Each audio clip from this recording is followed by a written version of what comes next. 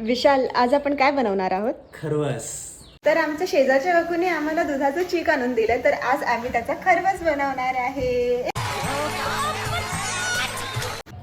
तर स्टार्टिंगला आम्ही 1.5 लिटर दूध घेतलंय.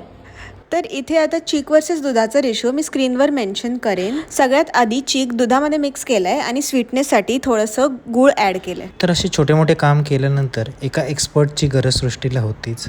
तर मी तिला बोललो, अरे टेंशन नहीं लेने का, आपण है ना. हा इनएक्सपिरियन्स माणूस हात लावायला आलाय बस खरवसला. मैं क्या करूं फिर, जॉब छोड़ दूं? काय आहे ते विशाल?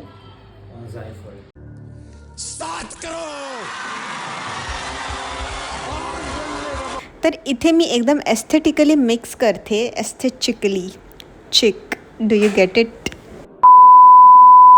आणि आता बस एका तासासाठी दुधाला स्टीम करायचं आणि आपला खरवस रेडी आहे.